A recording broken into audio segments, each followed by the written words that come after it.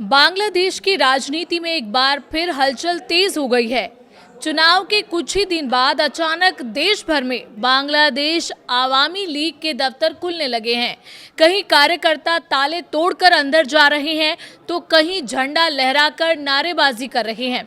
लेकिन सवाल बड़ा है, क्या ये सब पार्टी के निर्देश पर हो रहा है या इसके पीछे कोई राजनीतिक समझौता है? नमस्कार, आप देख रहे हैं न्यूज़ 18 राजस्थान का डिजिटल चैनल और आपके साथ मैं हूं वंदना त्यागी। अगस्त 2024 में सत्ता से बाहर होने के बाद प्रोफेसर मोहम्मद यूनुस की अंतरिम सरकार ने आवामी लीग की राजनीतिक गतिविधियों पर प्रतिबंध लगा दिया था। पार्टी हालिया चुनाव में भी नहीं लड़ सकी।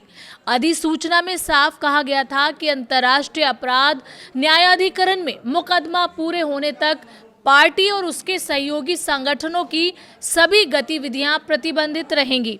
इसके बावजूद चुनाव के तुरंत बाद ढाका समेत कई जगहों पर आवामी लीग के नेता और कार्यकर्ता अपने अपने दफ्तरों में पहुंचने लगे हैं। कुछ जगहों पर सफाई की गई, नारे लगे, झंडे फहराए गए। वहीं कई जगहों पर जवाबी हमले और कब्जे की घटनाएं भी सामने आई। पार्टी के संयुक्त महासचिव एएफएम बहाउद्दीन नसीम का कहना है कि पार्टी कार्यालयों पर कोई प्रतिबंध या जब्ती नहीं है, इसलिए वहां जाना कार्यकर्ताओं का राजनीतिक अधिकार है। उनका दावा है कि ये किसी समझौते का हिस्सा नहीं बल्कि कार्यकर्ताओं की स्वाभाविक राजनीतिक गतिविधि है। उनका ये भी कहना है कि कार्यकर्ता इस उम्मीद से सक्रिय हो रहे हैं कि अंतरिम सरकार के बाद देश में सामान्य राजनीतिक माहौल लौटेगा। दूसरी तरफ छात्र लीग के कार्यकर्ता रिहान सरदार का दावा है कि उन्हें पार्टी प्रमुख शेख हसीना का संदेश मिला, जिसमें देश भर में जहां संभव हो पार्टी कार्यालयों का दौरा करने की अपील की गई।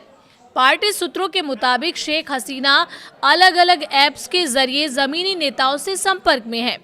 चुनाव के अगले दिन पंचगढ़ में आवामी लीग कार्यालय का ताला एक स्थानीय बांग्लादेश नेशनलिस्ट पार्टी नेता की मौजूदगी में खुलने का वीडियो भी वायरल हुआ।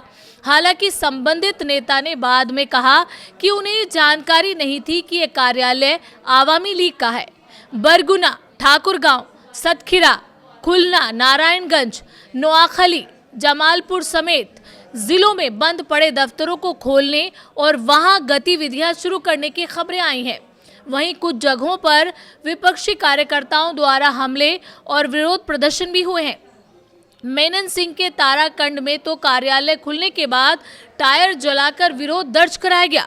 राजनीतिक विश्लेषकों का मानना है कि चुनी हुई सरकार के आने के बाद राजनीतिक स्थिरता प्राथमिकता होगी।